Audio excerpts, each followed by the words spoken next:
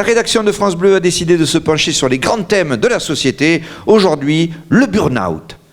Qui ne veut pas dire montrer ses parties au mois d'août, mais qui est l'expression anglaise de ce que l'on pourrait traduire par dépression profonde et subite. Nous avons aujourd'hui de grands témoins qui ont été victimes de cette maladie pernicieuse qui ne se déclare pas avec franchise, on peut le dire. Premier témoin, Jackie. Bonjour Jackie. Bonjour. Alors Jackie, vous êtes mécanicien et vous avez été victime d'un burn-out. Comment vous vous en êtes aperçu? Il a fallu du temps. Racontez-nous. C'est comme une espèce de mollesse qui m'a prise. Au départ, je me suis juste dit, tu es mou. C'est pas con. Comme un coup de moins bien. Mais on ne mettait pas de nom sur cet état. Non. Et puis, peu à peu, mon comportement a changé. À la maison? Au boulot. Bon, je rappelle que vous tenez le garage Le Grand Cric à la Ferté-Bernard. Oui, depuis quelque temps, parce qu'avant, j'avais ce garage dans la bonne ville de Revel. Ah oui. Qui est, au départ, Revel, je le rappelle, qui est une ville de meubles. Oui, mais où il y a aussi des garages. Et oui, pour réparer la voiture des menuisiers. Alors, donc, vous êtes au garage à la Ferté-Bernard. Oui, mais avant, j'étais à Revel. Revel, je l'ai bien noté. Alors, c'est au garage, donc, que vous avez changé. Oui, Qu'est-ce qui s'est passé au garage? J'avais plus goût à rien. Par exemple, un client venait pour une vidange, ben, je lui faisais une vidange, rien de plus. Alors qu'en temps normal? Mais en temps normal, quand j'étais en forme, c'était un feu d'artifice, une vidange, je lui changeais les filtres à huile, les essuie-glaces, je changeais les freins, je faisais tout. Ah oui, c'est un bon plan, les freins? Alors là, les freins, c'est le mieux pour les gens parce qu'ils ne savent pas, ils ont peur.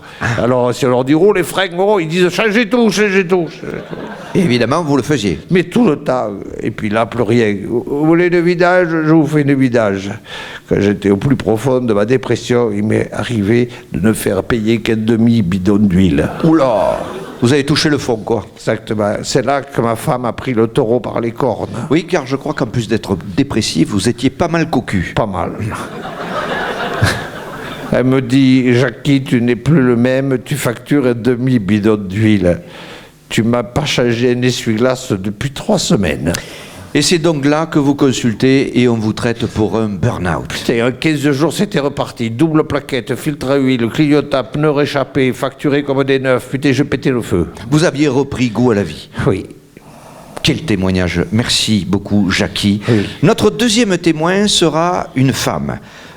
Odile. Bonjour. Odile. Bonjour. Alors, Odile. C'est quand même assez marrant ce hasard, parce que moi aussi j'habitais Revel avant. Alors, Odile, on sait que vous étiez à Revel, j'allais le dire aussi. Odile, vous êtes à l'accueil au Pôle emploi de Toulon. Exactement.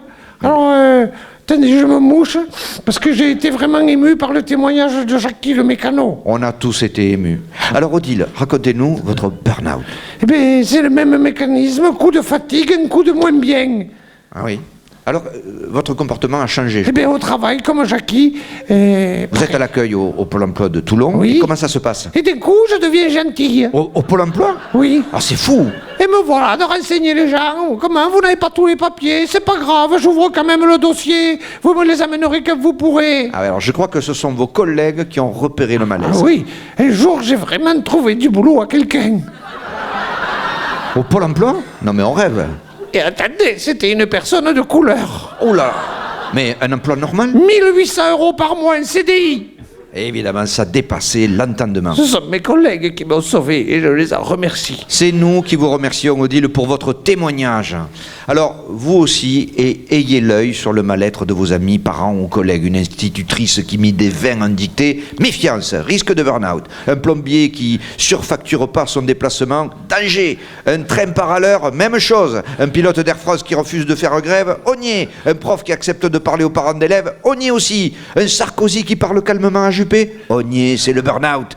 Un militant socialiste qui croit encore que les présidentielles peuvent se gagner, c'est aussi un symptôme grave de burn-out. Le burn-out est un mal pernicieux, ayez l'œil. Voilà, c'était un document France Bleu.